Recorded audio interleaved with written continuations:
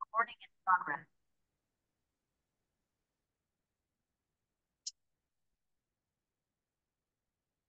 வணக்கம். இந்த வாய்ப்பளித்த பகவத் மிஷனுக்கு நன்றி. இங்க இருக்கிறவங்களுக்குலாம் என்னோட வாழ்த்துக்கள்.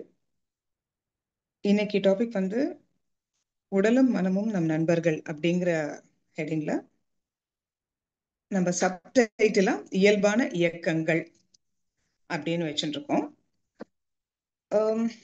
இதுல நம்ம எப்படி எடுத்துக்கிறோம்னா, நமக்கு மனசை புரிஞ்சுக்கிறதுல எங்க சிரமம் இருக்கு அப்படின்னு ஒரு சின்ன ஒரு டிஸ்கஷன் மாதிரி வச்சுக்கலாம். இதை மொத்தமாவே நம்ம வந்து ஒரு டிஸ்கஷனா ஒரு கலந்துரையாடலா வச்சுக்கலாம்.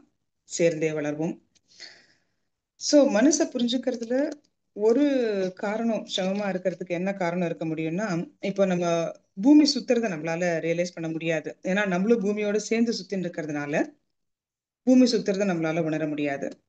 அதே மாதிரி மனதோட இயக்கத்தை புரிஞ்சுக்கிறதுக்கு மனம்தான் நமக்கு தேவைப்படுறது. So that could be one of the reasons அப்படின்னு எனக்கு தோன்றது. அதே மாதிரி எல்லா ஆக்டிவிட்டிஸும் நடக்கிறது, ரெக்கார்ட் ஆகுறது எல்லாமே மனசுல இருக்கு. சப்போஸ் நம்ம ஒரு சினிமா ஸ்கிரீன் எடுத்துக்கிறோம் வச்சுக்கோங்களேன். அந்த சினிமா ஸ்கிரீன்ல சினிமா நடக்கும்போது அது ஆக்சுவலி இந்த ஸ்கிரீன்ல நடக்கிற மாதிரியே இருக்காது, நிஜமா நடக்கிற மாதிரி இருக்கும். அந்த ஸ்கிரீன் நமக்கு எப்போ தெரியும்? Either during the interval or after the film is over. அப்படிதான் நம்மளால ரியலைஸ் பண்ண முடியும். ஸோ மனசுலயே ஆக்டிவிட்டி நடக்கிறதுனாலையும் மனசோட இயக்கத்தையே நம்ம மனசை கொண்டே புரிஞ்சுக்க வேண்டிய ஒரு கட்டாயத்துல இருக்கிறதுனாலையும் நமக்கு வந்து ஐ திங்க் இந்த மனசை பத்தி புரிஞ்சுக்கிறது, நம்ம மீதி எல்லாத்தையும் புரிஞ்சுக்கிற அளவுக்கு இது வந்து கொஞ்சம் அவ்வளவு ஈஸியா முடியலையோ அப்படின்னு தோன்றது. அண்ட் இதுல ஐயா வந்து விடுதலை அப்படின்னு சொல்றது வந்து, நம்ம மனசுல வர ஒரு ஒரு எண்ணத்துக்கும் ஒரு ஒரு செயலுக்கும் ஒரு அறியாமையில நம்ம தான் அதுக்கெல்லாம் பொறுப்பு அப்படின்னு நினைச்சுட்டு இருந்தோம். சோ அந்த அறியாமையிலேருந்து நமக்கு ஐயா கொடுக்குற விடுதலை வந்து மனசோட இயல்பான இயக்கத்தை நமக்கு எப்படி இயங்குறது அப்படிங்கறத சொல்லி கொடுக்கறதா நான் பாக்குறேன். சோ இத புரிஞ்சுக்கிறதுல இருக்கிற ஒரு சிரமத்தினால நான் எப்படி நினைச்சேன்னா, இதை வந்து நம்ம இயற்கை, உடல், மனம் அப்படின்னு ஒரு கம்பேரிட்டிவ் ஸ்டடியா வச்சுட்டோம்னா நமக்கு வந்து ஈஸியா இருக்கும் அப்படிங்கிற ஐடியால. ஸோ அதே இதுலதான் ப்ரொசீடிங். ஸோ இதை வந்து ஒரு டிஸ்கஷனா எடுத்துட்டு போகலாம்.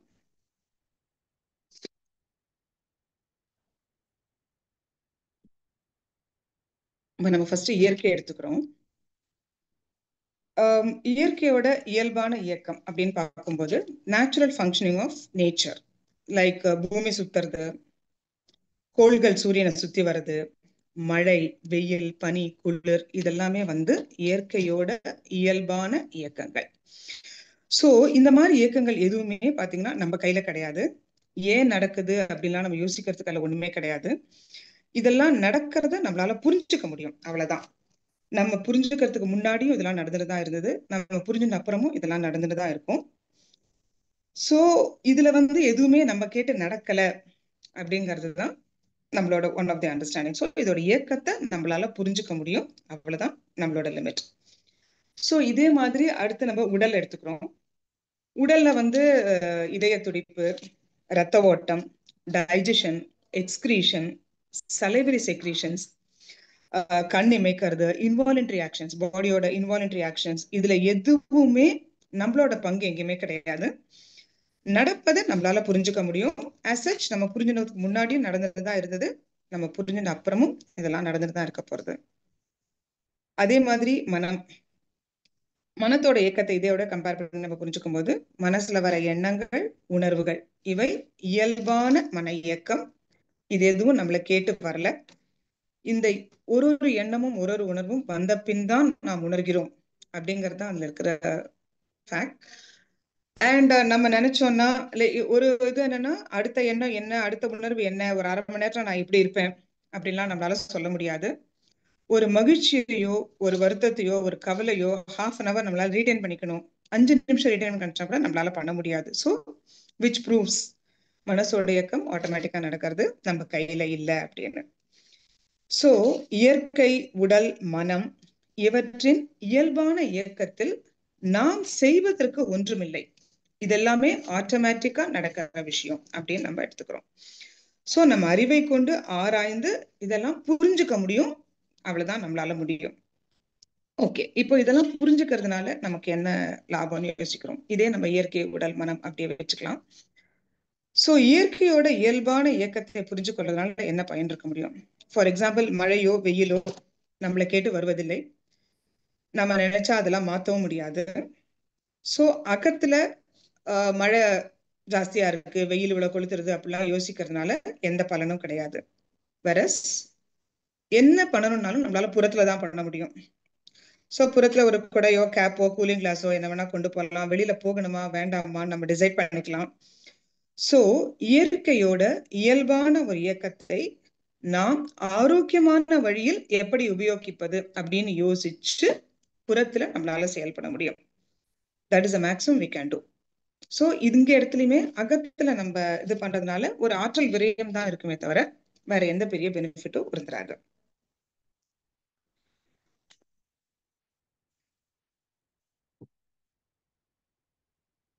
சோ இதே மாதிரி நம்ம வந்து we would have come across lots of things like நம்ம ஜென்ரலா பாக்குறதே நான் சொல்றேன். சப்போஸ் ஒரு ஐப்பசிலியோ ஒரு கார்த்திகையோ ஒரு கல்யாணம் ஃபிக்ஸ் பண்ணிருப்போம். கல்யாணம் ஃபிக்ஸ் பண்ணிப்போம். அது வந்து மழை காலம் தான். நமக்கு மனசுல என்ன தோணும்? ஒரு வாரம் மழை வராம இருந்தா நல்லா இருக்குமேன்னு தோணும்.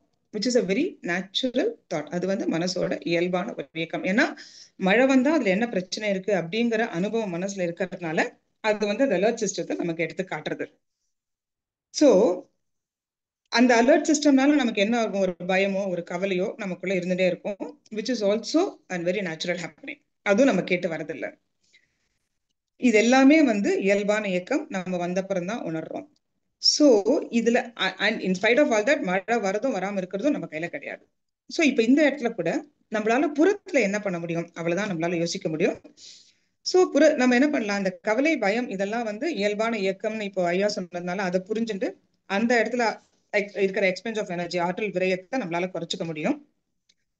புறத்துல இன்கேஸ் மழை வந்தா என்ன பண்ணலாம் அப்படின்னு ஒரு கண்டிஜென்ட் பிளான் வச்சுக்க முடியும். That is a maximum we can do, இல்லையா? இப்போ இதே நம்ம இயற்கையை பார்த்த மாதிரி நம்ம வந்து உடல்ல எப்படி இது நடக்கிறதுன்னு பார்க்கலாம். சோ உடல்ல வந்து நம்ம ஒரு எக்ஸாம்பிளுக்கு நம்ம வந்து டைஜஷன் எடுத்துக்கலாம். சோ டைஜஷனை பொறுத்தவரை நம்மளோட லிமிட்ஸ் என்ன இருக்குன்னு யோசிச்சு பாருங்க. வாயில உணவை போடும் வரைதான் நம்மளோட சாய்ஸ். அதுக்கப்புறமா உடம்புல நடக்கிறது இயல்பான இயக்கம். The natural functioning of the body takes over. அங்க பாத்தீங்கன்னா அப்புறம் சலைவா செக்ரீஷன் நம்ம கையில கிடையாது, ஆட்டோமேட்டிக்கா நடக்கிறது. கடிக்கிறதுல இருந்து இன்ஃபேக்ட் ஒரு வின் பைப்புக்குள்ள ஒரு கடினமான ஒரு சாப்பாடு போயிடுச்சுன்னா அதை வெளியில தள்ளி சரி பண்றது. இதுல இருந்து இதுல எல்லாமே இயல்பான உடம்போட ஒரு இயக்கம். இதுல நம்ம பண்றதுக்கு எந்த ரோலும் கிடையாது. சோ உணவு ஜெரிமானமாகி ஆற்றலாக மாறுறதும் வேண்டாதது வெளியேறது இது எல்லாமே இயல்பான இயக்கம். இதுல அட்லீஸ்ட் டைஜஷன்ல வந்து நமக்கு வந்து ஒரு சின்ன எக்ஸ்டென்ட்டுக்கு நம்மளோட ரோலா பார்த்தோம்னா என்ன சாப்பிடணும், எப்ப சாப்பிடணும், எவ்வளவு சாப்பிடணும் அப்படின்னு நம்ம யோசிக்கலாம். மீதி பாடி ஃபங்க்ஷன்ஸ் எல்லாம் எடுத்து பாருங்க. ஒரு skeletal system, respiratory system, excrete, அதெல்லாம் நமக்கு எந்த ரோலும் கூட கிடையாது. அதெல்லாம் உடம்போட இயல்பான இயக்கம். சோ அதே மாதிரி இப்ப நம்ம மனசை எடுத்து பாக்குறோம். மனசோட இயல்பான இயக்கம், natural functioning of the mind எடுத்து பாருங்க. அனுபவங்கள் பதியும் பெட்டகம் தான் நம்ம மனம் சொல்றோம். சோ மனசுல எப்படி அனுபவங்கள் பதியறது? ஐம்புலன்கள் மூலம் ஏற்படும் அனைத்து அனுபவங்களும் மனசுல பதிஞ்சுடுறது. Whether we are aware of it or not. ஒரு நியூஸ் பேப்பர்ல படிக்கிறது, ஒரு சோசியல் மீடியால பாக்குறது, யாராவது நமக்கு பின்னாடி பேசிட்டு இருப்பாங்க, எல்லாமே நமக்குள்ள பதியும். அந்த பதியறது அப்படிங்கிறது மனசோட இயல்பான இயக்கம். அது நம்ம கையில இல்ல. அந்தந்த அது பதியும் போது அந்தந்த உணர்வுகளோட பதியும். நம்ம எங்க வெளியில போறோம், அதை பத்தின பதிவு மகிழ்ச்சியோட பதியும். ஏதோ ஒரு நியூஸை கேட்கறோம், பக்குன்னு ஆறுதுன்னு வச்சுக்கோங்க, அது வந்து அந்த மாதிரி ஒரு பயம் அப்படிங்கிற உணர்வோட சேர்ந்து பதியும். இது இயல்பான மனசோட இயக்கம். சூழலுக்கேற்ப அது வெளியில வரும். அதுவும் இயல்பான செயல். ஆக்சுவலி என்ன பதிஞ்சுது அப்படிங்கறது அது வெளியில வரும்போதுதான் நமக்கு தெரியும். சோ இது வந்து மனசோட இயல்பான இயக்கம். சோ இதை புரிந்துக்கிறதுனால ஐயா சொல்றது மாதிரி புறத்துல வேலை இருந்தா அந்த எண்ணத்தை சிந்தனையாக்கி நம்ம செயல்படலாம். ஒரு சமயம் நம்ம புறத்துல எந்த வேலையும் இல்லைன்னா அதை அப்படியே விட்டுடலாம். பிகாஸ் ஒரு எண்ணத்துக்கும் ஒரு உணர்ச்சிக்கும் ஆயுள் வந்து அரை நொடியும் அதுக்கும் கீழே தான் ஐயா சொல்றாரு. அடுத்த இதுக்கு மூவ் பண்ணி போயிடும்.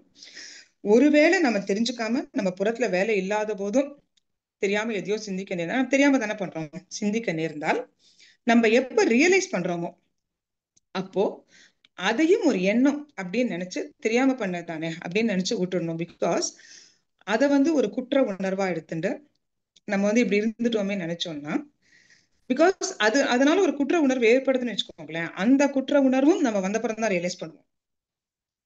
அதையும் நம்ம கொண்டு வர முடியாது. பட் அந்த குற்ற உணர்வை நம்ம ப்ராசஸ் பண்ணும்போது we tend to relive the incident again. நம்ம திருப்பி அதை ரீலீவ் பண்ற மாதிரி ஆயிடும். அப்போ அது மீண்டும் இன்னொரு பதிவா நமக்குள்ள பதிஞ்சிரும். இப்ப இந்த ரீலிவிங் கான்செப்ட் நம்ம அந்த காலத்துல படிச்ச டேபிள்ஸ் எல்லாம் வச்சுன்னு பார்த்தோம்னா தெரியும், எவ்வளவு வாட்டி அதை நம்ம திருப்பி திருப்பி திருப்பி படிச்சிருப்போம். நமக்குள்ள அது எவ்வளவு தூரம் பதிஞ்சு போயிருக்கும், எந்த வயசுல கேட்டாலும் அப்படியே ஞாபகம் வர அளவுக்கு. அண்ட் ஒவ்வொரு வாட்டி அதை நம்ம ரிகலெக்ட் பண்ணும் போதும் அது நமக்குள்ள பதியத்தான் பதியும். சோ அதனால மனசோட இயல்பான இயக்கங்களோட போராடாமல் புறத்தில் உள்ள அடுத்த செயலுக்கு நம்ம மூவ் பண்ணி போயிட்டோம்னா ஈஸியரா இருக்கும். நம்ம ப்ரொசீட் பண்ணலாமா? ஏதாவது கொஸ்டின்ஸ் இருக்கா உங்களுக்கு? ஏதாவது சொல்ல விரும்புறீங்களா சொல்லுங்க.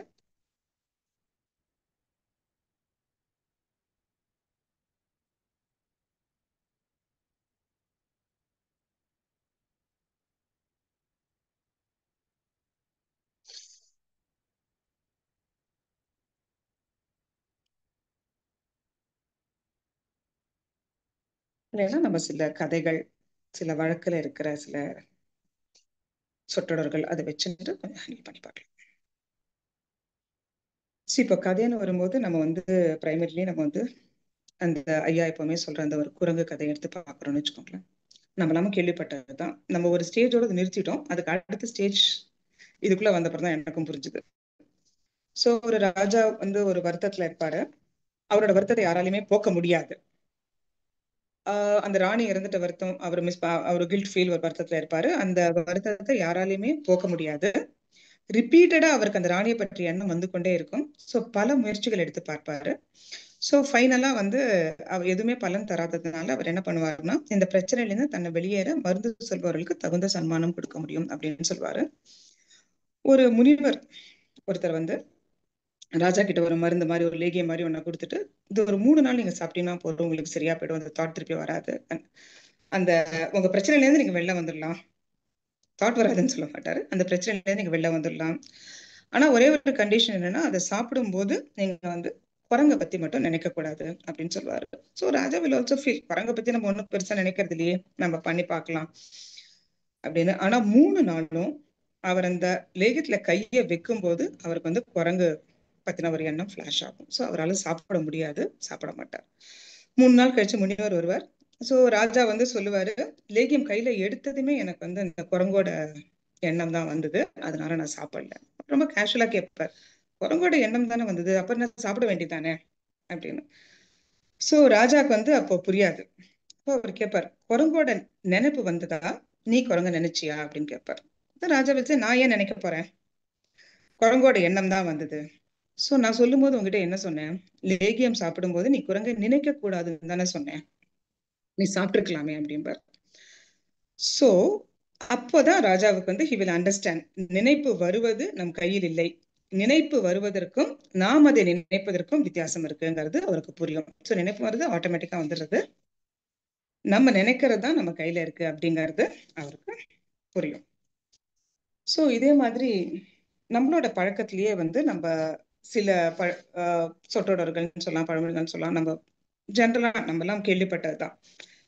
சொல்லுவாங்க இல்லையா, செதறின பாலை நினைக்காத அப்படின்பாங்க, to not cry over ஸ்பில்ட் milk அப்படின்பாங்க.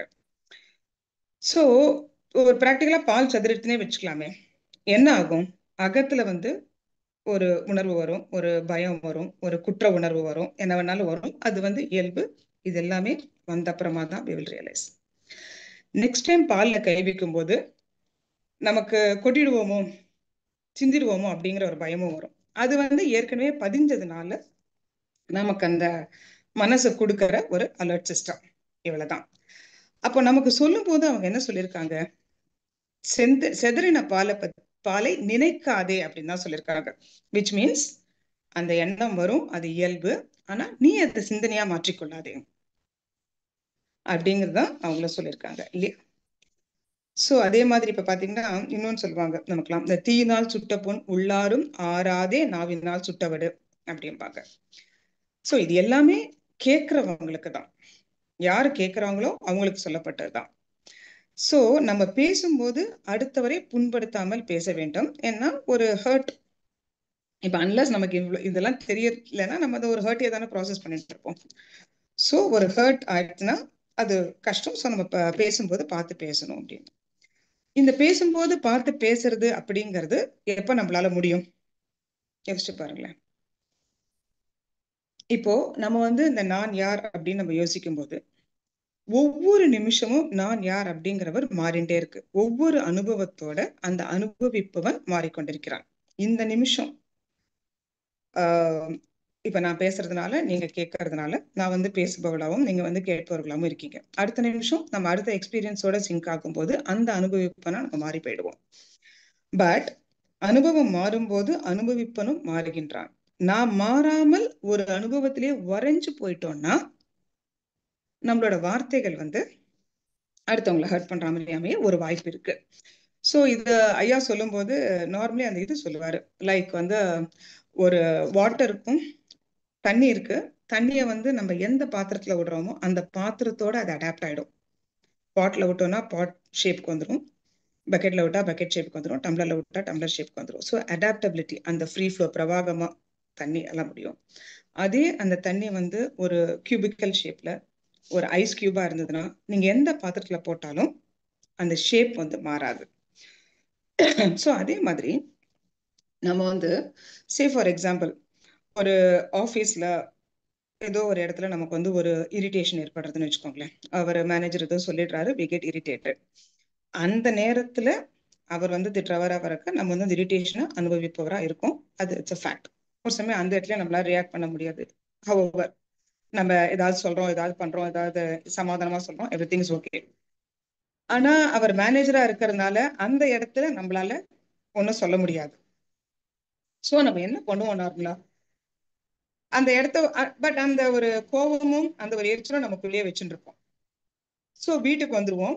வீட்டுக்கு வரும்போது நம்மளோட ரோல்ஸ் மாறி போயிடும். நம்ம கணவனா மனைவியா அம்மாவா அப்பாவா பசங்களா அந்த மாதிரிலாம் மாறும்போது இந்த ரோலுக்கு ஏத்த மாதிரி நம்ம நடந்துக்கணும். இந்த அனுபவிப்பவனா நம்ம மாறணும். பட் நம்ம உறைஞ்சு போயிருந்தோம்னா அந்த இரிட்டேஷனையும் அந்த கோபத்தையும் நம்ம இங்க காட்டுவோம். சோ அந்த மாதிரி நமக்கு இவங்களுக்கும் புரியாது, நமக்கும் புரியாது. பட் அந்த அனுபவம் மாறி இருக்கே தவிர அனுபவிப்பவன் படச இதையே நம்ம சுமந்துகிட்டு இருப்போம். ஈவன் ஆஸ் நீங்க என்ன சொல்றது, ஒரு ப்ரொஃபஷன்ல இருக்கும்போது கூட எடுத்துக்கோங்களேன். சப்போஸ் ஒரு டென்டிஸ்டா இருக்கீங்கன்னா நம்ம கிட்ட ஒரு பேஷண்ட் வரும்போது நம்ம அவங்களுக்கு சொல்ற சமாதானம் சரியாயிடும் அதெல்லாம் சொல்லுவோம். அந்த தட் இஸ் டிஃபரெண்ட். சப்போஸ் வீட்டுக்குள்ளேயே யாருக்காவது ஒரு பல்வலி வருது அப்படின்னா அவங்களோட பெயினோட எம்பத்தைஸ் பண்ண வேண்டியிருக்கும். நம்ம சும்மா சரியாயிடும் சொன்னா கோவம் தான் வரும். ஸோ அவங்க கிட்ட பேசும்போது அந்த ஷூஸ்ல நம்மளால வீட்லயும் இருக்க முடியாது. ஸோ ஒரு ப்ரொஃபஷனலா இருக்கிற ஷூல அதே இன்சிடென்ட் வீட்டுல நடக்கும்போது கூட நம்ம அதை ஹேண்டில் பண்ற விதம் வித்தியாசமா தான் இருக்கும். ஐயா சில இடங்கள்ல கேட்பாரு, ஒரு ரிமோட் இருக்கு உங்க வீட்டுல, அந்த ரிமோட்டை நம்ம பசங்க கீழே போட்டுட்டா நம்ம ரியாக்ட் பண்றதுக்கும் பக்கத்து வீட்டுல இருக்க பசங்க கீழே போட்டா ரியாக்ட் பண்றதுக்கும் தட்ஸ் a டிஃபரன்ஸ் இல்லையா. சோ அந்தந்த நிமிஷத்தோட அந்தந்த அனுபவத்தோட அந்தந்த அனுபவிப்புன்னு மாறிக்கொண்டே இருந்தா நம்மளோட செயல்களோ நம்மளோட வார்த்தைகளோ அடுத்தவங்களை பாதிக்காம இருக்கும். That is one. அதே சொல்றவங்க அஸ் இண்டிவிஜுவல் நமக்கு சொல்லும் போது நெருப்புனா வாய் சுற்றாது அப்படிம்பாங்க. அதாவது யாராவது ஏதாவது சொல்லிடுறாங்கன்னு வச்சுக்கோங்களேன், அத அகத்துல நம்ம சுமந்துட்டு இல்லாம இருக்கணும், நினைச்சு நினைச்சு வருந்தாம இருக்கணும் அப்படிங்கிறதுக்கு. பட் அஃப்கோர்ஸ் அந்த யாராவது ஏதாவது சொல்லிட்டாங்கன்னா அந்த ஒரு என்ன சொல்றது, அந்த ஒரு ஹர்ட்டோ அந்த ஃபீலோ நமக்கு ஏற்படும். அது இயற்கை. அதை நம்ம ப்ராசஸ் பண்ணாம இருக்கிறதுக்கு நம்ம இதெல்லாம் கேள்விப்பட்டிருக்கோம். நெருப்புனா வாய் சுற்றாத, பயப்படாத, விட்டுடு அப்படின்னு சொல்லுவாங்க. சோ எப்படின்னா நம்மளுடைய மனப்பதிவுகளும் அனுபவங்களும் நம்முடன் தற்காலிகமாக சேர்ந்தவைதான். அதுக்கு 1000 ரீசன் இருக்கு. நம்ம வளர்ந்த விதம், சமுதாயம், நட்பு, நம்முடன் இருப்பவர்கள், இது போன்ற பல காரணங்கள் இருக்கு. சோ வெளியில வர ஒவ்வொரு எண்ணத்திற்கும் அது ஏன் பதிஞ்சதுங்கிறதுக்கு பல காரணம் இருக்கு. பதிஞ்சதுதான் வெளில வரப்போறது. சோ வெளியில வரும் ஒவ்வொரு எண்ணத்திற்கும் ஒவ்வொரு உணர்விற்கும் நாம் நம்முடையது அப்படின்னு பொறுப்பெடுத்துக்க வேண்டிய அவசியம் இல்லை.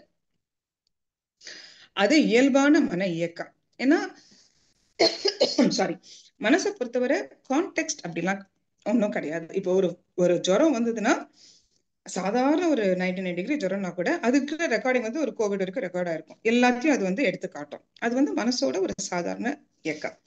நமக்கு என்ன தேவை அப்படிங்கறத மட்டும் எடுத்துட்டு பாக்கியை நம்ம விட்டுட்டோம்னா ஹாஃப் அ செகண்ட்ல அது வந்து நம்மளை விட்டு போயிடும். ஸோ அதுக்கு வந்து எப்படின்னா, இப்ப நம்ம ஐயா சொல்ற மாதிரி நம்ம வீட்டு வாசல்ல உட்கார்ந்துட்டு இருக்கோம். ரோட்ல வந்து வெண்டாஸ் நிறைய பேர் போவாங்க.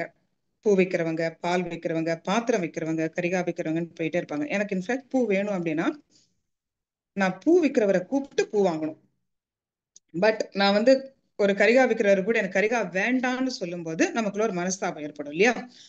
ஒரு கருத்து வேறுபாடு, ஒரு சச்சரவு ஏற்படும், சண்டை ஏற்படும். அதே மாதிரி நமக்குள்ள எண்ணங்கள் வந்துகிட்டே இருக்கு. வேண்டின புறத்துல என்ன புறத்துல வந்து செயலாற்ற வேண்டிய எண்ணங்களை நம்ம எடுத்து செயலாற்றணும் அப்படின்னா போறோம். ஆனா புறத்துல வேண்டாம, புறத்துல எந்த செயலும் இல்லாம அகத்துல ஒரு எண்ணத்தை எடுத்து நம்ம வந்து அது ஏன் வந்தது, எதுக்கு வந்ததுன்னு போராடும் போது அதுதான் நமக்குள்ள வந்து ஒரு போராட்டமா மாறி போயிடுறது. சோ மனசோட இயல்பான இயக்கம் எண்ணங்களையும் உணர்வுகளையும் வெளிப்படுத்துவது. அது நம்ம கையில இல்ல. ஒரு எண்ணமும் உணர்வும் ஏற்பட்ட பின் தான் நாம் உணர்கிறோம். நம்மளால அதை வர வைக்க முடியாது, தக்க வச்சுக்க முடியாது. இதெல்லாம் தான் அதுக்கான ப்ரூஃப். சோ புறவேலைக்கு தேவையானவற்றை சிந்தித்து செயல்படுத்தலாம். புறவேலைக்கு தேவையில்லைன்னா மனசுல வர எண்ணம் உணர்வு ஏன் வருகிறதுன்னு சிந்திக்கும் போதுதான் போராட்டமா மாறுறது. சோ சிந்திக்காம அப்படியே விட்டுட்டோம்னா ஹாஃப் அ செகண்ட்ல மாறி போயிட்டு அடுத்த வேலைக்கும் அடுத்த எண்ணத்துக்கும் நம்மளால போயிட முடியும். ஏதாவது சொல்றதுக்கு இருக்கு அவங்களுக்கு? என்ன நம்ம ப்ரொசீட் பண்ணலாமா?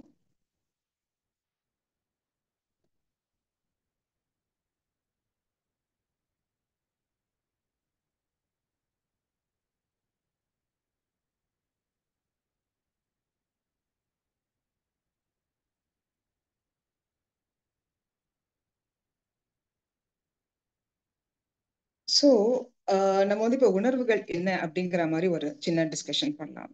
சோ உணர்வுகள் அப்படிங்கிறது என்ன? ஒரு ஆற்றலோட வெளிப்பாடு, அவ்வளவுதான். இப்ப இத வந்து நம்ம வந்து இயற்கையோட, உடலோட, மனமோட வச்சு நம்ம கம்பேரிட்டிவ் ஸ்டடியா பாக்குறோம்னு வச்சுக்கோங்களேன். இப்போ இயற்கையில என்ன இருக்கு? ஆற்றல், எனர்ஜி. அந்த எனர்ஜி வந்து ஒண்ணுதான். சோ இடம் மற்றும் தன்மையை பொறுத்து நம்ம அதை வந்து we are naming it as heat energy, light energy, mechanical energy, electrical energy, அந்த மாதிரிலாம் நம்ம வந்து நேம் பண்றோம் இல்லையா? சோ இயற்கையில இருக்கிற எனர்ஜி, ஆற்றல். சோ உடம்புலயும் அதே மாதிரி ஆற்றல் இருக்கு. அந்த ஆற்றல் என்ன, அதை எப்படி நம்ம ரியலைஸ் பண்ணலாம்னா, சோ எங்கேயாவது அடிபடுதுன்னு வச்சுக்கோங்களேன், உடனே அந்த இடத்திற்கு வந்து உடம்பு வந்து இயல்பாகவே மேக்சிமம் ஆற்றல அந்த இடத்துக்கு செலுத்தும் ஃபார் இட் டு ஹீல். அப்ப நமக்கு ஒரு கஷ் ஆஃப் எனர்ஜி ஃபீல் பண்ண முடியும். அடிப்பட்ட இடத்துல கையை வச்சோம்னா ஒரு வார்ம்த் நம்மளால ஃபீல் பண்ண முடியும். சோ அது அகைன் இடம் மற்றும் தன்மையை பொறுத்து நம்ம வந்து அதை we are naming it as முட்டி வலிக்கிறது, கால் வலிக்கிறது, கை வலிக்கிறது அப்படின்னு சொல்றோம். சோ மனசுலயும் அதே மாதிரி பார்த்தா ஒரு சூழல்ல நமக்கு ஏற்படும் உணர்வுகள் ஒரு ஆற்றல் குவிதல். இட்ஸ் ஜஸ்ட் அ கஷ் ஆஃப் எனர்ஜி. அது வந்து ஒரு alert system, it's required also. மனசு வந்து இந்த மாதிரி ஒரு mostly it is based on our past experiences. அனுபவங்கள் நம்ம கிட்ட பதிஞ்சதுதான் அது காட்டும். என்ன காட்டுறது? இந்த மாதிரி ஒரு சூழல் ஏற்கனவே நடந்திருக்கு, அந்த சூழல்ல இந்த மாதிரி எல்லாம் நடந்திருக்கு, இதெல்லாம் such things have happened அப்படிங்கிறது அந்த என்ன சொல்றது, அந்த உணர்வோட சேர்த்து மனசு காட்டும். அது மனசோட ஒரு இயல்பான இயக்கம். And it is also required. Sometimes அதை பேஸ் பண்ணி நம்ம வந்து புறத்துல வேலை பண்ண வேண்டியும் வரும். சோ நாம் சூழலுக்கு ஏற்ப மகிழ்ச்சி, பயம், கவலை, அந்த கஷ் ஆஃப் எனர்ஜியை நம்ம வந்து அந்தந்த சூழலுக்கு ஏத்த மாதிரி நம்ம we are naming it as மகிழ்ச்சின்னு சொல்றோம், பயம்னு சொல்றோம், கோபம், கவலை அப்படின்னு நம்ம சொல்றோம். அப்படி பார்த்தோம்னா ego, craving to be liked, jealous, இது எல்லாமே நமக்குள்ள வர ஒரு அந்த சூழ்நிலைக்கு ஏற்ப நமக்குள்ள வர ஒரு ஆற்றல் குவிதல் தான். இதையுமே நம்ம எல்லாமே வந்த அப்புறமா தான் நம்ம வந்து ரியலைஸ் பண்ணுவோம். இது எதையும் நம்மளால வர வைக்கவும் முடியாது. இதை வச்சுன்னு புறத்துல நம்ம வந்து செயல்படுத்தணுமா வேண்டாமா, இல்ல எப்படி செயல்படுத்தணும், இந்த டிசிஷன் நம்ம எடுக்கலாம், which is in our hands. So இது வந்து மனதின் இயல்பான இயக்கங்கள். இதை வந்து வந்தப்புறமா தான் நம்ம ரியலைஸ் பண்றோம். சோ ஒரு வகையில பார்த்தா நமக்கு தெரியாமலே நாம் யதார்த்தத்தோட கொஞ்சம் ரொம்ப போராடிட்டு இருக்கிற மாதிரி ஒரு feel. we are fighting with facts. ஏன்னா சொல்லுவாங்க இல்லையா, what is is what is not அப்படின்னு சொல்லுவாங்க. நம்ம வந்து ஒரு ஏற்பட்டு விட்ட எண்ணத்தையும் உணர்வையும் ஏன்னு கேட்கிறோம். நாம் உணரும் நம்ம அந்த ஒரு எண்ணத்தையும் ஒரு உணர்வையும் ஏன்னு கேட்கிற நம்ம உணர்றதுக்கு முன்னாடியே அதெல்லாம் ஏற்பட்டுடுது. we are processing on something that has already happened. So இதுல வந்து ஏன்னு கேட்கறதுல there is no point. இதைதான் வந்து நமக்கு ஐயா சொல்லி நமக்கு வந்து ஒரு அக விடுதலை மாதிரி, நம்மளோட ஒரு நமக்கு தெரியாது அறியாமையா நம்மளே இதெல்லாம் கிரியேட் பண்றோம் அப்படின்னு நினைச்சின்றதுல இருந்து நமக்கு வந்து ஒரு விடுதலை ஏற்படுத்தி கொடுத்திருக்காரு. ஏதாவது உங்களுக்கு ஷேரிங் இருக்கா? இல்லைன்னா நம்ம வந்து கொஞ்சம் ப்ராக்டிக்கல் பாசிபிலிட்டிஸ் எப்படின்னெல்லாம் சும்மா கொஞ்சம் ஏதாவது ட்ரை பண்ண முடியுமா அப்படின்னு பத்தி டிஸ்கஸ் பண்ணலாம்.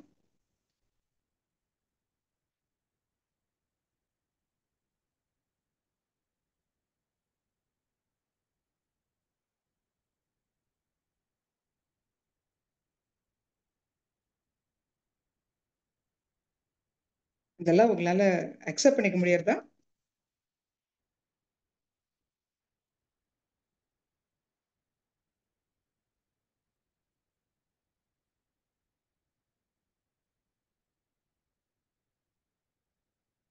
இதுல உடன்பட முடியறதா? இதுல ஏதாவது உங்களுக்கு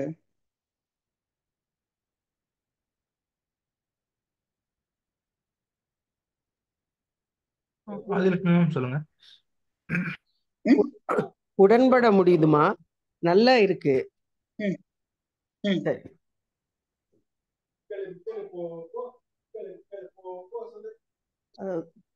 ஐயா சொல்றத ஒன்னொன்னையும் சொல்லி சொல்லி சொல்லும் போது மறுபடியும் நல்லா புரியுது. தேங்க்ஸ். ஒரு சில ப்ராக்டிக்கல் பாசிபிலிட்டிஸ் வந்து நம்ம டிஸ்கஸ் பண்ணி பார்க்கலாம். டிஸ்கஷனாவே வச்சுக்கலாம் எல்லாத்தையும். ஓகேவா? ஸோ ஐயா சொல்றது வந்து இந்த அக விடுதலை அப்படிங்கறத விட அவர் இன்னும் ஒரு இது சொல்றது எனக்கு என்னன்னா, நம்மளெல்லாம் வந்து ஏலத்தில் எடுக்கப்பட்டவர்கள் அப்படின்னு நம்மள வந்து ஐயா வந்து ஏற்றுக்கொள்ள சொல்றார். ரொம்ப என்ன சொல்றது, இட்ஸ் பிக் ரிலீஃப் ஆக்சுவலி. ஏன்னா இப்போ நம்ம வந்து கடையில போய் ஒரு சாமான் வாங்குறோம் அப்படிங்கும் போதுதான் we have a choice. Like இது வேணும் இது வேண்டாம்னு சொல்லலாம், நம்ம வந்து பேரம் பேச முடியும், ஒரு சமயம் பார்த்துட்டு வேண்டாம்னு சொல்லிட்டு கூட நம்மளால போக முடியும். ஸோ அந்த ஆப்ஷன்லாம் கடையில சாமான் வாங்கும் போது நமக்கு இருக்கு. சப்போஸ் நம்ம வந்து ஏலத்துல ஒரு பொருள் எடுக்கிறோம் வச்சுக்கோங்க, ஒரு 10,000 ரூபாய்க்கு ஒரு பொருள் எடுக்கிறோம்னா குறை நிறைகளோட தான் அந்த பொருளை நம்ம அந்த 10,000 ரூபாய் இன்க்ளூட்ஸ் அந்த பொருளோட குறை நிறைய அதை வந்து சேர்த்துதான் அந்த 10,000 ரூபாய்க்கு நம்ம அதை சாமானை எடுப்போம் இல்லையா? சோ அந்த மாதிரி இப்ப ஐயா என்ன சொல்றாருன்னா, நம்மள வந்து இந்த நிமிடம் நம்மை நாம் ஏலத்தில் எடுக்கப்பட்டவர்கள் என்று நிறை குறைகளோடு ஏற்றுக்கொள்ள சொல்றார். I think that's a good ஸ்டார்ட்னு எனக்கு எப்பவுமே தோணும். ஏன்னா there are no regrets. Okay, இதுக்கு மேல இது என்ன முடிஞ்சு போனது, நம்மளால ஒண்ணும் பண்ண முடியாது. அப்போ இன்னைக்கு இது வரைக்கும் அகத்துல என்ன வந்தது, ஏன் வந்து என்ன வேணா காரணம் இருக்கலாம் நம்மளோட இது வரத்துக்கு. எனிதிங், நம்மளோட செயல்கள் சரியா இருந்திருக்கலாம், இல்லாம இருந்திருக்கலாம், எப்படி வேணா இருந்திருக்கலாம். சோ ஒரு வருத்தமோ ஒரு குற்ற உணர்வுக்குள்ளேயோ போறதுலாம் there is no point. ஏன்னா it's a past thing, we can't go back and do anything. அப்போ இந்த நிமிஷம் நம்மை நாம் ஏலத்தில் எடுக்கப்பட்டவர்கள் என்று நிறைகளோடும் நம்மளோட நிறைகளோடும் நம்மளோட குறைகளோடும் நம்மள அக்செப்ட் பண்ணிக்க சொல்றாரு. That is the first thing ஐயா சொல்றது.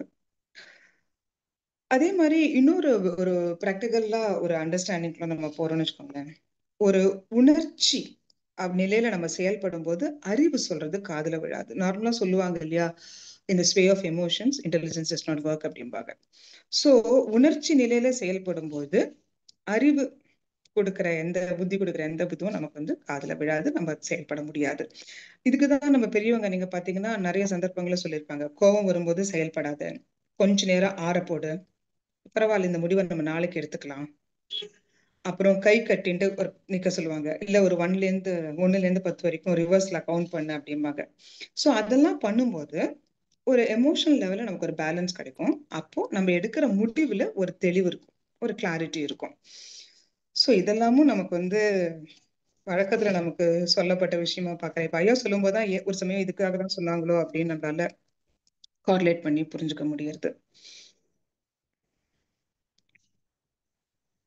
அதே மாதிரி நம்ம ரொம்ப தோத்து போற ஒரு இடம்னு பாத்தீங்கன்னா எதிர்பார்ப்பு, எக்ஸ்பெக்டேஷன்ஸ். எக்ஸ்பெக்டேஷன் இல்லைன்னா தென் தேர் இஸ் நோ மோட்டிவேஷன், ஒண்ணுமே கிடையாது. எல்லாருமே அந்த எக்ஸ்பெக்டேஷன் இருக்கதான் இருக்கும். எக்ஸ்பெக்டேஷன் அப்படிங்கிறதும் மனசோட ஒரு இயல்பான இயக்கம் தான். சமைக்கிறோம்னா அது நல்லா வரும் அப்படின்னு நம்புறது, 4 பேர் நல்லா இருக்குன்னு சொல்லுவாங்க, இதெல்லாம் வந்து அங்கேருந்து ஆரம்பிச்சோம்னா கூட சொல்றேன். சோ எதிர்பார்ப்பு அப்படிங்கிறது வந்து மனசோட இயல்பான இயக்கம். அதுவும் ஒரு எண்ணம் தான், அதுவும் ஒரு உணர்வு தான். அந்த எதிர்பார்ப்பும் ஏற்பட்ட பின் தான் நாம் உணர்கிறோம். நம்மளால அதை வர வச்சிடலாம் முடியாது. So that is the first understanding and relieve with expectation. And அந்த எக்ஸ்பெக்டேஷன் இருக்கணும். அது வந்து ஒரு மோட்டிவேஷன் நமக்கு. அது இல்லைன்னா நம்மளால வந்து நம்மளோட பெஸ்ட்டை கொடுக்க முடியாது இல்லையா? ஸோ அந்த எக்ஸ்பெக்டேஷன் இஸ் ஆல்சோ, அது நமக்கு மனசு வந்து நமக்கு இயல்பா கொடுக்கிற ஒரு வரம் தான், அதுவும் தேவைதான். ஆனா ஒரு செயலோட ரிசல்ட் வந்து நம்ம எதிர்பார்த்த மாதிரி இருக்கலாம், எதிர்பார்த்த மாதிரி இல்லாமலும் இருக்கலாம். ஆக்சுவலி இப்ப ஐயா சொல்றது என்ன தோணுதுன்னா, இப்ப செயலை செய் பலனை எதிர்பார்க்காதே அப்படின்னு சொல்லுவாங்க. ஆக்சுவலி பார்த்தா எல்லா செயலுக்கும் கட்டாயமா ஒரு பலன் இருந்துதான் ஆகணும். பலன் இல்லாம செயலே கிடையாது. Every cause will have an effect. Every செயல் பலன் உண்டு. சோ செயலை செய், பலன் இப்படித்தான் இருக்க வேண்டும் என்று எதிர்பார்க்காதே அப்படின்னு வேணா, அப்படின்னு தான் இருக்க வாய்ப்பு இருக்கு. Like give your best and leave the rest இல்லையா? சோ எல்லாத்துக்கும் ஒரு பலன் இருக்கும். அந்த பலனோட இப்படிதான் இருக்கணும் அப்படின்னு எதிர்பார்க்க உரிமை வேணா நமக்கு இல்லாம இருக்கலாம். அவ்வளவுதான் இருக்க முடியுமே தவிர, சோ செயலை செய், பலன் இப்படித்தான் இருக்க வேண்டும் என்று எதிர்பார்க்காதே அப்படின்னு தான் இருக்க முடியும்னு தோன்றது.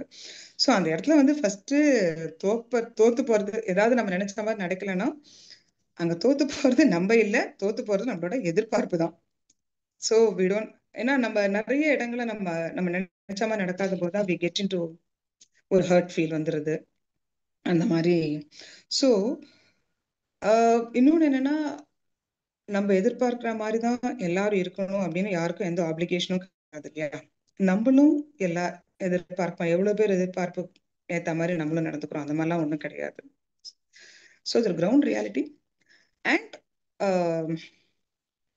இது என்ன சொல்றது, நம்மளை பாதிக்கிற விஷயம். ஸோ இதை வந்து நம்ம வந்து எதிர்பார்ப்புங்கிறது இயல்பா நடக்கிறது தான் அப்படின்னு ஹேண்டில் பண்ணிக்கலாம். அண்ட் எதிர்பார்க்கிற மாதிரி அடுத்தவங்க நடந்துக்கணுங்க நெசசிட்டி இல்லை அப்படின்னு சொல்லியும் நம்மளை வந்து நம்மளால சமாதானப்படுத்திக்க முடியும். அதுக்கப்புறம் பார்த்தா ஒவ்வொரு எமோஷனும் நீங்க பாத்தீங்கன்னா நமக்குள்ள ஒரு எனர்ஜி சேஞ்ச் கொண்டு வரும். இதுவும் நம்ம புரிஞ்சுட்டோம்னா நமக்கு ஐயா சொல்றதை ஃபாலோ பண்றதும் ஈஸியா இருக்குமோன்னு எனக்கு தோணும். லைக் இதை எப்படி இன்னும் ஈஸியா புரிஞ்சுக்கலாம்னா, நம்ம வந்து சாப்பிட உட்காடுறோம்னு வச்சுக்கோங்களேன். நல்லா பசி இருக்கு, நம்ம சாப்பிட உட்காடுறோம், நம்ம முன்னாடி நமக்கு பிடிச்ச உணவு இருக்கு. நம்ம சாப்பிட ஆரம்பிக்கும் போது ஒரு ஃபோன் கால் வருது. அந்த ஃபோன் கால்ல ரொம்ப பெரிய விஷயமா அந்த மாதிரி கூட இல்லை, ஏதோ நம்மளால அக்செப்ட் பண்ணிக்க முடியாத ஒரு விஷயம் இருக்குன்னு வச்சுக்கோங்க. ஃபர்ஸ்ட் திங் வந்து நம்மளோட பசி போயிடும். எப்படி அந்த ஒரு நிமிஷம் முன்னாடி நமக்கு இருந்தது பிசிக்கல்ல, உடம்புல நமக்கு இருந்த பசி எப்படி போறது? சோ மனசுல நமக்கு ஏற்படுற ஒரு பாதிப்பு இன்ஸ்டன்டா உடம்ப பாதிச்சிடும். உடம்புல ஏற்படுற பாதிப்பு மனசை பாதிக்கிறதுக்கு it might take some time. ஏன்னா நம்மளோட வில் பவர் இருக்கும், பாடியோட ரெசிஸ்டன்ஸ் கெப்பாசிட்டி இதெல்லாம் தாண்டி கடைசியில தான் பாதிக்கும்.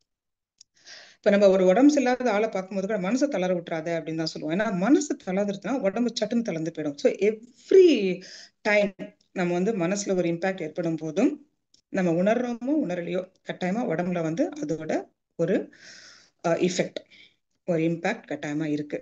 அது லாங் ரன்ல ஆகும்போது it is affecting the systems. So இந்த புரிதலும் நமக்கு வந்து உதவும். அதே மாதிரி இப்போ எமோஷனல் ஸ்ட்ரென்த் அப்படின்னு சொல்றோம் இல்லையா? எமோஷனல் ஸ்ட்ரென்த் அப்படிங்கிறது எமோஷன்ஸ் இல்லாம இருக்கிறது கிடையாது. நம்ம அந்த எமோஷன்ஸை எப்படி ஹேண்டில் பண்றோம் அப்படிங்கிறது தான் எமோஷனல் ஸ்ட்ரென்த். ஸோ இப்போ ஒருத்தர் வந்து நம்மளை திட்டுறாரு, எதுவும் ரொம்ப அழகா ஐயா இதை சொல்லிக்கிறார். ஒருத்தர் வந்து நம்மளை திட்டுறாருன்னா, அந்த திட்டுறது, அவரோட திட்டுறது நம்ம காதுல விழுந்ததும் நமக்குள்ள ஒரு கோபம் வரும். அந்த கோபம் இஸ் அ ரியாக்ஷன், அதாவது எதிர் விளைவு. அது வந்து ஆட்டோமேட்டிக்கா நமக்குள்ள ஏற்பட்டுடுறது. அந்த கோபம் ஏற்பட்ட பின் தான் நம்ம வந்து அதை உணர முடியும். சம்டைம்ஸ் நம்ம அந்த கோபத்தை பேஸ் பண்ணி நம்ம ஆக்ட் பண்ணிடுவோம்.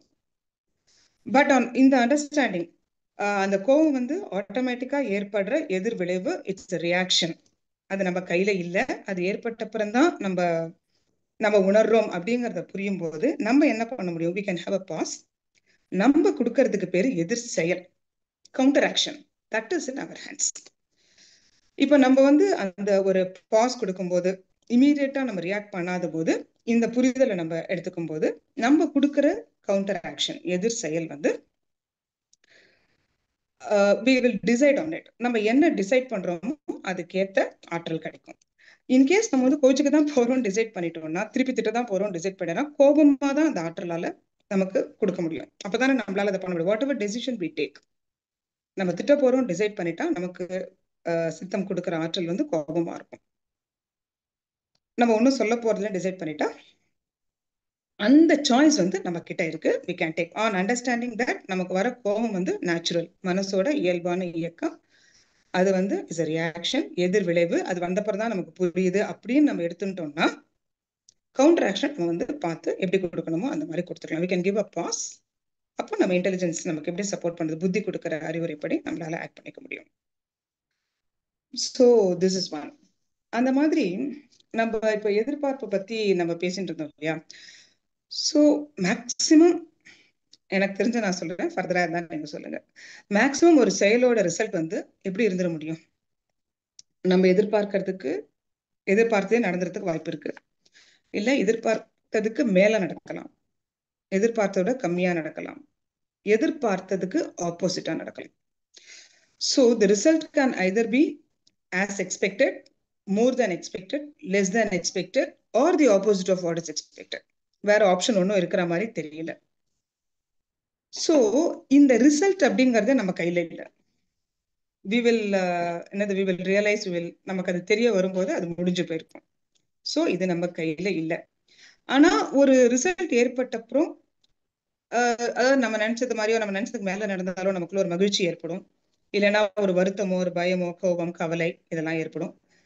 இந்த மாதிரி உணர்வுகள் ஏற்படுறதும் மனசோட இயல்பான இயக்கம் தான். இந்த உணர்வுகளும் இதெல்லாம் வந்தப்புறம் தான் நம்ம ரியலைஸ் பண்ணுவோம். பட் என்னன்னா, நம்ம மகிழ்ச்சியா இருக்கும்போது we will not feel. மீதி இதெல்லாம் வந்து நம்ம திருப்பி யோசிப்போம், ஏன் அப்படின்னு சொல்லி யோசிப்போம். ஆனா the point is, அந்த ரிசல்ட் நம்ம கையில இல்லை அப்படிங்கறதும், அது வந்தப்புறம் தான் அந்த ரிசல்ட் என்ன ரிசல்ட்ங்கிறதோ அது எப்படி இருக்குங்கிறதோ ஏற்பட்ட பின் தான் நமக்கு தெரியறதுங்கிறதும், அந்த ரிசல்ட் ஏற்படுறதுனால நமக்குள்ள சில உணர்வுகள் ஏற்படும், மகிழ்ச்சி வருத்தம் பயம் கோபம் அந்த மாதிரி ஏதாவது ஏற்படும். இதெல்லாமே மனசோட இயல்பான இயக்கம் அப்படிங்கறதையும் நம்ம புரிஞ்சுட்டோம்னா, நம்ம புறத்துல என்ன செய்ய வேண்டும், அடுத்தது நம்ம என்ன செய்ய வேண்டும் அப்படிங்கறத யோசிச்சு நம்மளால மூவ் பண்ணிட முடியும். சோ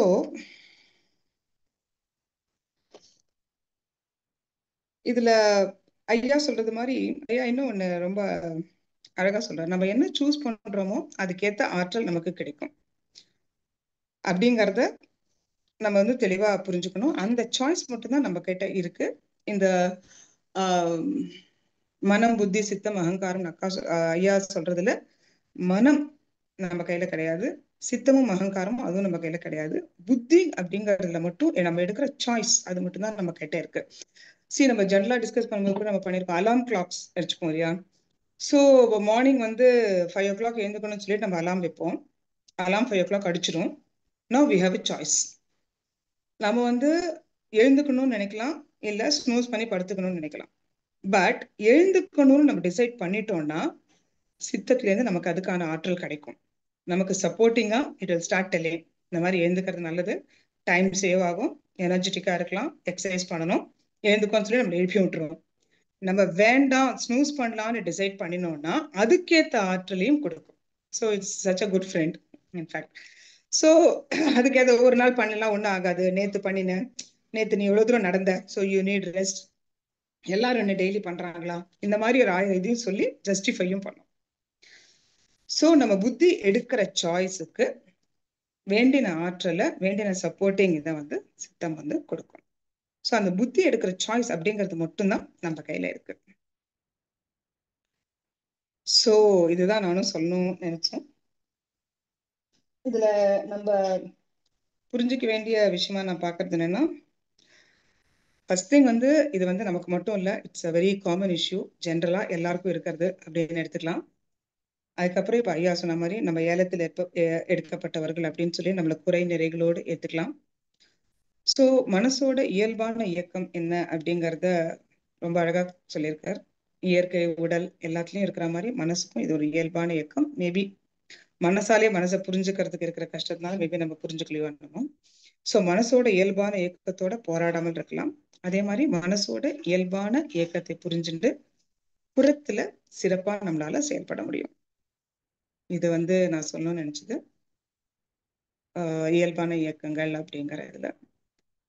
ஸோ உங்களுக்கு ஏதாவது ஷேர் பண்ணிக்கணும்னா பண்ணுங்க.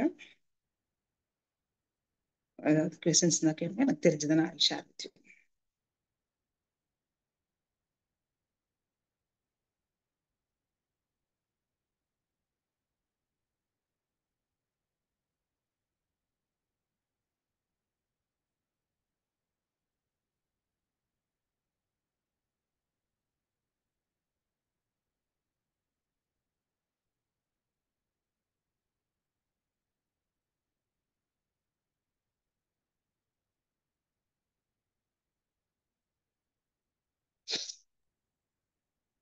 சான் சார் சொல்லுங்க. வணக்கம் மேடம். வணக்கம் சார், சொல்லுங்க சார். அதாவது புத்தி எடுக்கிற சாய்ஸுக்கு சித்தம் எனர்ஜி தரும் அப்படின்னு சொன்னீங்க இல்லையா? ஆமா. அது போன்று இன்னும் புத்தி சித்தம் வகை என்ன இருக்கு, அது என்ன, அதனுடைய செயல்பாடு என்ன, மொத்தம் 4 சொல்லுவீங்க? மனம், புத்தி, புத்தி, சித்தம், அகங்காரம். அகங்காரம் அப்படிங்கிறது வந்து ஐயா வந்து நம்மளோட எல்லா எமோஷன்ஸுமே அறம் அப்படின்னு சொல்றாரு.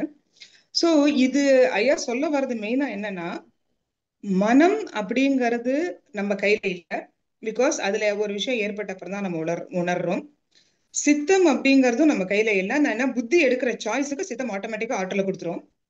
அகங்காரம் அப்படிங்கிறது நமக்குள்ள ஏற்படுற எல்லா எமோஷன்ஸையும், பிகாஸ் ஒரு எமோஷன் ஏற்படுறதுன்னு வச்சுக்கோங்களேன், அதை வந்து நான் தான் அனுபவிக்கிறேன்.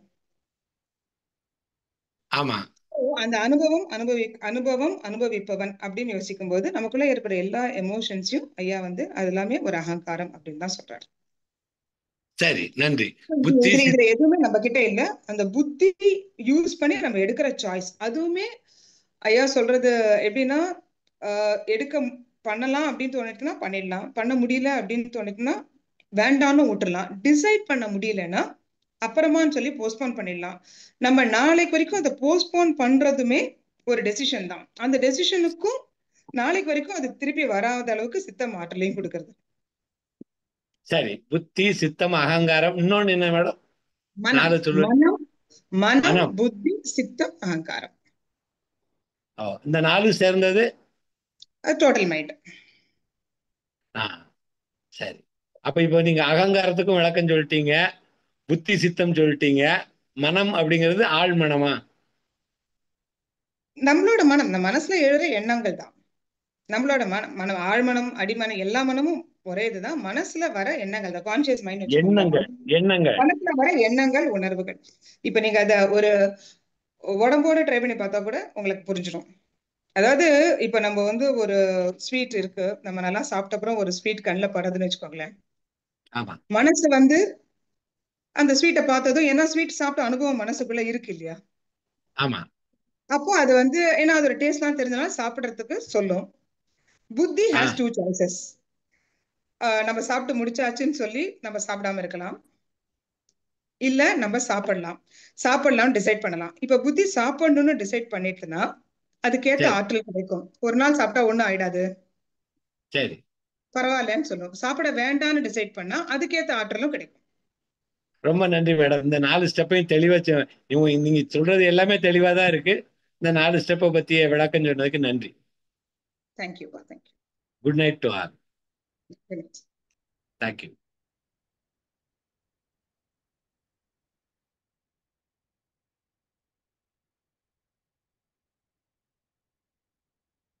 வேற ஏதாவது क्वेश्चंस இருந்தா இதுல ஏதாவது சொல்ல விரும்புறீங்கன்னா சொல்லுங்க.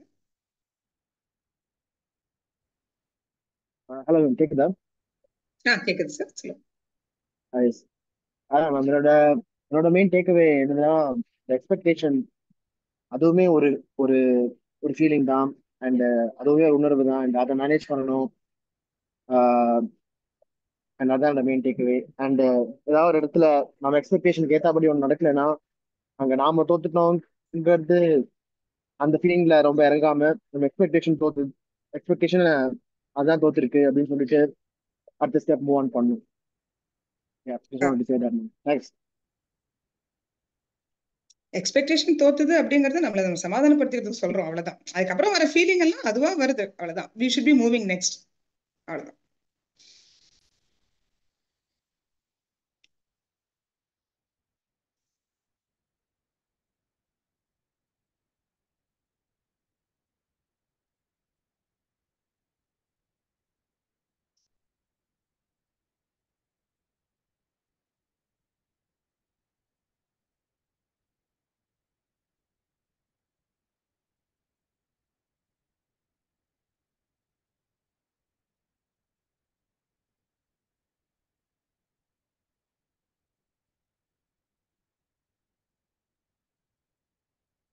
கேள்வி எதுவும் இல்லைன்னா முடிச்சுக்கலாம். ரொம்ப நன்றி, நீங்கெல்லாம் பொறுமையா இந்த இதை கேட்டதுக்கு. உங்களுக்கு அனைவருக்கும் என்னுடைய வாழ்த்துக்கள். நன்றி.